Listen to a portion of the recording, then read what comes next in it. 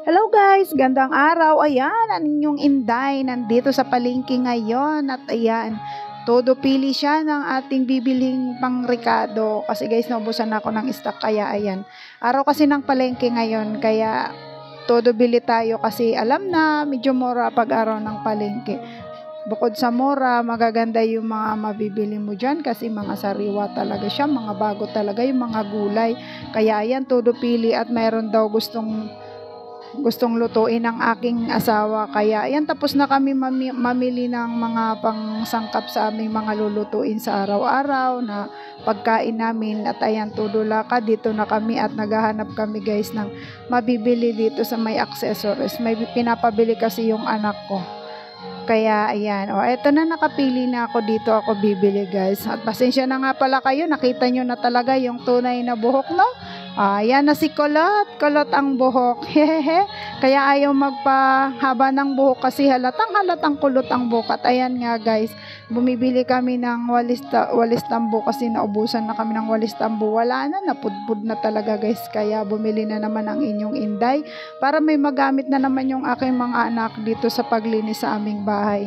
Kaya pasensya na kayo, medyo matagal dyan bumili ang inyong lingkod kasi guys, todo pili talaga yan. Alam mo naman talaga mga nanay, mahilig talaga magtawa dyan sa mga binibili, o diba? Kaya medyo matagal tayo bumili dyan. At ayun, pagkatapos nga namin palang bumili dyan, dadaan kami sa isdaan. Pero hindi naman bibili ng isda, dadaan lang.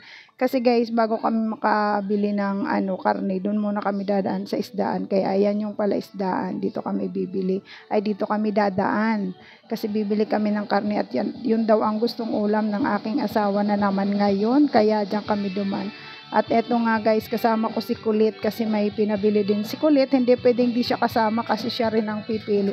At kasama ko nga pala dyan guys yung aking bunsong anak. Siya yung nagbibideo sa akin sa palengke. Ayan, kaya nakapag-video tayo sa palengke kasi kasama ko yung aking bunsong anak. Siya naman talaga yung masipag na para nagbibideo sa akin pag ako ay nagko-content. Kaya yan, dito kami sa bilihan ng karne. Tuwang-tuwa nga yung tindera dyan kasi daw may extra daw siya.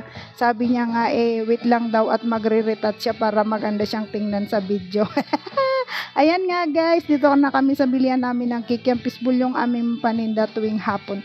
At ayan, yan pala guys, itinatawag ko lang yan. Pupuntahan ko lang siya, magbabayad na lang ako. Tapos kukunin ko na yung itinawag ko sa kanya mga kailangan kong bilhin. At ayan nga guys, kinuha na ng aming driver at pauwi na nga kami guys.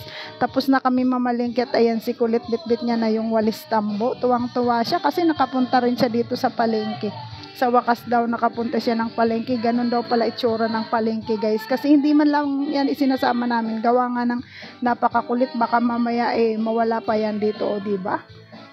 Kawawa naman ang aming kulit talaga. Ayan, yan na nga po yung aming sakayan guys. At kami ay pauwi na. Ito nga po pala yung mga pinamili na namin. Naandyan na lahat. Thank you for